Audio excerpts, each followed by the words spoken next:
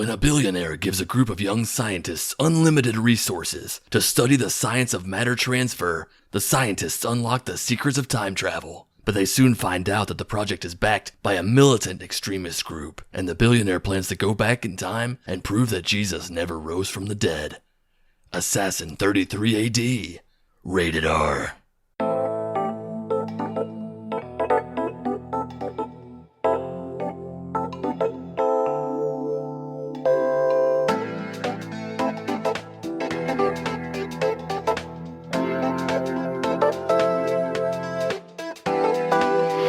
Welcome back to What the Heaven Did I Just Watch, a podcast reviewing and laughing at the absurdity that is Christian movies and media. I'm your host, Kevin Crow. Oh my god, this movie. I've watched it twice now. The first time just for enjoyment, and the second time I took notes because I wanted to do this podcast episode about it. It's not as bad as I thought it was going to be. It's pretty bad. There are some really stupid parts, really confusing parts, and just fucking laughable parts, but it's a little better than I thought it was going to be. So let's dive into it. It's like the most cliche way possible to start an episode. Let's dive into it. I think I listen to too many podcasts, so I'm just a copycat. I'm just a fucking copycat. But let's dive in. So the movie starts off with this family of four driving down the road. A father, his wife, two daughters, the all-American family. The dialogue is crazy robotic, but the guy, the dad, who looks like Bradley Cooper a little bit, his name is Brandt. His last name is Brandt, anyway, in the movie. But they're driving down the road. He used to be some sort of special forces in the military, but now he does security for a lab, and he just feels like it's pointless work. But he and his wife are having a conversation, and she's like, I just really feel like God is going to do something special in your life. And then she says something in the worst British accent that I've ever heard. Her character's not British, but I guess that's like the couple's little thing. So she says something, all right then, hubby. And he's like, that British accent. Like he's just so fucking turned on. That British accent. And then they get hit by a semi-truck. And the whole family dies except Bradley Cooper. That's the end of that scene. And then we meet the other members of this story. They're in a classroom taking this big exam. It's this nerd who kind of looks like a skinny Jake Gyllenhaal a little bit. And he gets done with the test and he bumps into this girl. And she ends up asking him out. Like he runs into her and he's all nerdy and she's disgusted by him.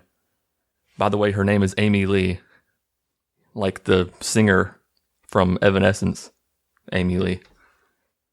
But he bumps into her twice and she ends up asking him out. It's weird because it doesn't seem like there's any attraction there whatsoever. So he's like, oh, yeah, sure. And she comes over to his house. He still lives with his parents. And he lives in the basement. So they go down to the basement. And she makes some weird sex joke because he says his parents aren't home. And she's like, okay, are you ready to go out to eat? Let's go on our date. And he's like, I thought we would just stay here and eat. He's weirdly got this dinner already prepared in the fridge. And he just pulls out these steaks. Like, how do you like your steak? And so then they have their dinner down there in the basement. And then they start to hit it off. And she's shaming him for his dorky clothes. She shows him how to walk, teaches him how to kiss and all this weird stuff. So then it cuts back to the accident dad, Brandt, aka fake Bradley Cooper. And he's in his apartment and he's like the cliche movie, I just lost my family, now I'm going to get drunk guy. So he's throwing beer bottles up against the wall and he's talking to God. I just want my family back. And it reminds me of Harrison Ford in Air Force One. Give me back my family.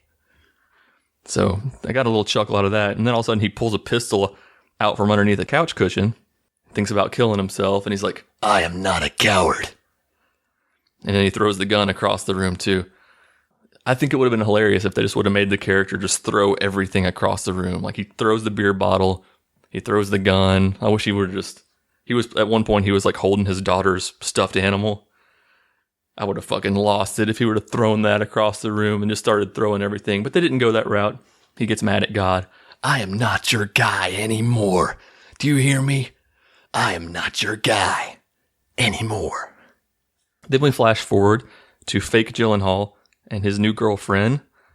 A few months down the road, they, have both passed their test. Now they're working in this lab for this refugee guy named Ahmed. And they have, it's fake Gyllenhaal and his girlfriend. And then there's a black guy named Simon. And then there's a token Mexican who is basically just a ripoff of Fez from that 70s show. He's like, look, it's me, Fez. I'm in the paper right here. And so that's the foursome in the lab group. And they're all working for this guy, Ahmed, who's like a billionaire. And what they're trying to do is they're trying to build this matter transfer machine where they can move something from one platform to another. His girl starts saying something about God. And then he makes a joke, like kind of making fun of her for believing in God. And he's like, oh, that's right. Just believe because I believe in science. That doesn't give me the right to make fun of your beliefs. So, of course, they have to take a jab. Like people have to believe in science. Like it's a comparable belief. Like you either believe in science or God. Just because I believe in science doesn't give me the right to make fun of your beliefs. Just a little slight to us atheists there. And she says, she literally replies with, God works in mysterious ways. Classic line. So anyways, they're running this. They have this AI called Einstein that they run all their tests in the lab. And he's like, Einstein, start the test. Initiating sequence. And then the lab blows up. So they're like, oh shit, we're in trouble. And Ahmed, the billionaire guy that they're working for, comes in there. And he's like, what did you do to my lab? And then he realizes that it actually worked. He shows them back the footage, and then you can see that the chair moves to the other platform for like a split second. All right, Bradley Cooper comes back to work. He's actually working for Ahmed after only 2 weeks of being off, like 2 weeks after he lost his family. So he comes back and he's talking about his anger at God. And then Ahmed he says that he can relate. He talks about losing his parents because he says that they were killed by extremists, like Muslim extremists, because they were Christians. And so they're both angry at God. So flash forward 3 weeks to the new lab. Fake Gyllenhaal and his girlfriend are in there, and she's like, I know what's got you stressed, baby. They go to the back of the lab and start making out. It's just so stupid the way that they do all this stuff. And there's like a beep when they're at the back of the machine. He's like, wait a minute, there's an outside signal. He plugs in this auxiliary cord, and all of a sudden it pops up this video of their boss Ahmed talking to this extreme terrorist group. And so they discover that he has plans to like blow shit up. So then they all decide, all right, let's go to lunch. Because fake Gyllenhaal, his name is Ram. I'm going to keep calling him a combination of Ram, the kid, fake Gyllenhaal. He realizes that he can probably get this machine to work. So he's like, yeah, let's all just go to lunch. I'm going to hang back for a minute. And what he does is he realizes that he's able to make it work. And he's like, wait a minute, a time machine. Somehow he discovers that since there's like a delay in the matter transfer, that he can create this time machine. All the Ahmed's guys rush in there and they take him away. The group doesn't know what happened, so he gets abducted. And then they take him back. They take fake Gyllenhaal back to his office, and he's like, I want to go back in time and kill the men who killed my parents. And then it gets kind of weird because he's like, if you knew that you could go back in time and kill Hitler, would you not want to do that? And fake Gyllenhaal says, think about a world without Hitler. Who's to say the next guy wouldn't be worse? So yeah, he makes Hitler sound like he might not have been that bad, and he could have had a worse successor. Why go back in time and kill Hitler? There could have been a super Hitler afterward. And then he says something about Allah, like, why didn't Allah just stop Hitler to begin with? And Ahmed gets angry. Don't you talk that way about Allah. gets pissed off, and so then they put the kid in isolation. And he's like, you need to create a time machine so I can go back and kill those people who killed my parents. And he won't comply. So Ahmed resorts to other tactics. He brings in Ram's parents, and he's like, I'm going to kill them if you do not talk. And he's crying like, no, please don't kill the parents. And he shoots his dad in the back of the head. And he's like, now, are you going to answer me, or am I going to have to kill your mother too? And he still doesn't answer him, so they put a cap in the back of his mom's head. He cries for like a couple minutes and then gets over it a lot faster than a normal person would. And then they're finally like, okay, well, we're going to torture your girlfriend. And he's like, no, okay, I'll do it. I don't know if I can make it work, but I'll do it. And he's like, you have 3 days. So they give him 3 days to figure out how to build a goddamn time machine. Because what happened is he moved this little pencil eraser from one platform to another. So automatically they're like, oh yeah, he can create a full-blown time machine that sends people back to whenever, wherever. So the kid magically comes up with these like GPS tracker bracelets that enables them to go back in time without their molecules exploding all over the place. Somehow he just whips that together within a 3-day period. And then Ahmed reveals his true plan to go back in time and actually assassinate Jesus, because the disciples created the whole resurrection myth. He's like, Jesus was just a prophet. And then after he died, they created this myth and Christianity was born. It was never supposed to be like this. Jesus would like that. So basically he says that Jesus would be cool with his plan of them going back and assassinating him because he was never supposed to be this savior. Anyways, so the rest of the squad, the kid's friends, they come and rescue him. I guess they see him on one of the security cams, so they come and rescue him from where he was tied up with no security guards. And he tells them about the true plan, because they think that he made some kind of breakthrough. I skipped that part, but when they all leave to go to lunch and come back, Ahmed cuts them off, and he's like, "Fake Gyllenhaal made this breakthrough, and it's top secret, so we need to keep you guys separate." So they don't think that there's anything really going wrong. They think that he's made some sort of breakthrough, but then they see on the security cam that he's tied up. They go save him, and they realize the true plan, because he tells them Ahmed wants to go back and kill Jesus. He's like, yeah, they killed my parents. And literally zero of them say anything about his parents. He's like, Ahmed, I created a time machine, and Ahmed wants me to go back and kill Jesus. He shot my parents in the back of the goddamn head right in front of me. He doesn't say goddamn, but... And then they're like, a time machine? Like, that's the only fucking thing they care about is the time machine. They don't show any sympathy or empathy whatsoever that his parents just got capped. They're like, we got to stop him. So here goes the first round of time travel. Ahmed and his dudes, Terrorist Team 6, they go back in time with their plan to kill Jesus. So they get there and they see him. See, this is crazy. The kid moves a pencil eraser 6 feet across to another platform, and all of a sudden everybody knows how to go back in time to the exact time and place where Jesus was. I get it, it's a fucking movie, but still, it's stupid. So they go back, they appear magically in the time and place where Jesus is, and they mow down all the disciples with machine guns. Everybody dies. Jesus gets capped too. And then fake Bradley Cooper comes over there, and he's like, if you're really the Son of God, you'll stop these bullets. And he's like, unless it is my plan to die. And then he executes Jesus. Jesus is laying there, and fake Bradley Cooper puts two more bullets in his chest. And that's pretty intense. And he says, this is for taking my family. Which is a hilarious line. And then they're like, bag him. And they put Jesus in a body bag and they bring him back to the present time. And he's like, wait a minute. He spoke English to me. So then it hits him, fake Bradley Cooper, that Jesus spoke English back in the year 33. And then he looks up at the sky to God and he's like, now you know how I feel.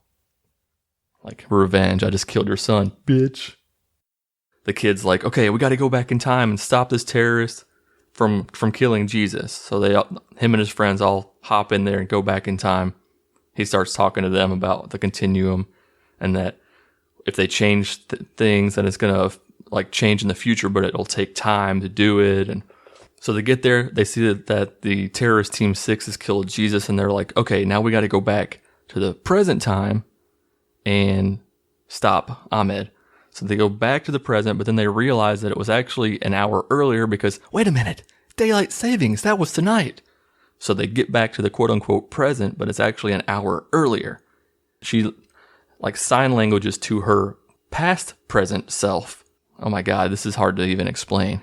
So that they get back in the present, but it's an hour before anybody ever time traveled. She and fake Gyllenhaal both get shot there, but the other thems that are still there are there. So she sign languages to herself in the control room before she gets shot that they have to go save Ram and go back in time. So it's like a real mind fuck. They travel, they both get capped, so then the other thems go back in time again. They're like, okay, he's like, all right, we got to go back 10 minutes before they kill Jesus. So they go back to 10 minutes before terrorist team 6 kills Jesus. So then Fez and Simon, the other two of the team, are like, then they go back to the present time. They try to stagger it out so one of the two teams could save the world, basically. And Fez goes into the present and he gets captured. And then the terrorist is like, see, this is what the world would have been like without Jesus. It like starts looking all nice around him. Everything changes. He's like, we did it. But then it like turns into this post-apocalyptic looking wasteland. So I'm going to skip over some of this time shit because it's really confusing and hard to explain. But everybody's going back and forth in time. But the biggest takeaway for me is that nobody is freaking out about time travel. Like, nobody's freaking out about the ability to travel through time. I would have been like, holy shit, we just traveled back 2,000 fucking years. But they're just like, all right then, I guess I'm going to go back in time. Oh, I'm going to go back to the future. I'm going to go back in time again. And then they're just like traveling back and forth. And nobody is freaking the fuck out. So Simon dies in the past. And Fez dies in the past. And the girl gets shot. Then the Simon that didn't die in the past, he actually warps to where Jesus is. Jesus is in the wilderness praying, and Simon pops up there next to him. See, there are actually a couple funny parts in this movie because he starts talking to Jesus. He's like, man, I saw your movie, talking about Passion of the Christ. And Jesus is like, if you really did see my movie, then you know I'll be back. It's like a Terminator thing. And he's like, that's not even your movie, man. So that was actually kind of funny. So Bradley Cooper and his little sidekick are still in the past, and they're still planning the attack, to carry out the attack to assassinate Jesus. But what they do, Sabir is the name of his sidekick. For some reason, Sabir goes and steals a tomato from the market. And of course, none of them speak Arabic. So then they get arrested. Those two get arrested. And they take their gun, and they take their little time travel bracelets. And Simon, he goes and helps Jesus carry the cross. Don't go back, Jesus. They're going to crucify you, man. And Jesus is like, it's always been the plan. And so he goes and carries the cross, and he's like falling down, and then Simon goes and helps him carry the cross. So it's kind of funny because it goes back to the actual Bible story of Simon helping Jesus carry the cross. So they're like actually fulfilling shit that happens in the Bible. So they crucify Jesus. He's nailed up on the cross. And all of a sudden we see that Bradley Cooper and his associate are the two guys on the cross next to Jesus from the Bible, the thieves on the cross. Bradley Cooper's like, forgive me, remember me. And Jesus turns to him and he's like, you will be with me in paradise. So it turns out that the thief that dies on the cross in the Bible, the one that Jesus says will be in heaven with him or paradise with him, is actually this white guy 2,000 years from the future. Clever twist. So the terrorist Ahmed, he's like, I know what I'll do. I'll travel back to the tomb where Jesus is, and then when they try to come and steal the body to create the Christian myth, I will shoot them. So he warps into the tomb. He's got he throws down these glow sticks, so he can see in there, and he's waiting on the people to come back to steal Jesus' body. He's going to put a cap in their ass, and all of a sudden, Jesus, like it's resurrection time. So there's like this big, the tomb blows open, Jesus lights up, and his body disappears. But right before that, as it's happening, Ahmed, the terrorist, time travels back out of there so he doesn't get destroyed or shot or whatever, because he's like wondering what's happening. Ram and Simon run into the tomb, and they're like, Ram is still in denial about Jesus. He's like, maybe he time traveled. And then Simon's like, man, you're in such denial. You know that nobody would have stolen the body, and then neatly folded up the linens. And that shit made me laugh. Simon's like, man, ain't nobody steal the body because look, the linens are folded up. So and the women come into the tomb to see if Jesus was still in there. And the two guys are in there. And they're like, oh shit, we're gonna screw up history. And they grab the glow sticks off the ground and wave them around and say, he is risen. So that part was actually kind of funny too. It starts to turn into a halfway decent movie toward the end. Just some cool concepts and little funny lines like that. And then Jesus appears outside the tomb to Ram's girlfriend, who was shot earlier, and then she actually dies. And the ladies who went into the tomb to find Jesus were actually the ones who picked up the time travel bracelets from the two thieves earlier. So it all works out. They return the bracelets to Ram and Simon. And then they're like, okay, so we're going to go back into the future. He's going to run this program that he calls like the mom and dad program. So they're going to go back to the point right before his parents get shot and save them. Then the kid utters another phrase that's taking a shot at atheists. He's like, I'm so mad at God. But how could I be mad at something that doesn't exist? So anyway, Simon gets shot, but he kills the computer system. So the guys run in there, fake Gyllenhaal, goes back to right before his parents are about to get killed, and the guys come after him. Part of the terrorist Team 6 comes after him, but they're not wearing their little bracelets, so they dissolve into thin air like Thanos snapped his fingers. So he goes in there, he saves his parents, and then he chases Ahmed, the main terrorist dude. He chases him back to his office. He gets there and he forgives Bradley Cooper, because Bradley Cooper's the guy who shot his girlfriend in the past. He forgives him. And then the kid's parents run in there, and Ahmed hops out from behind a desk and shoots his dad in the kneecap again. This kid's poor dad, man. He already got shot in the fucking back of the head in one continuum. And then in this continuum, he gets shot in the kneecap.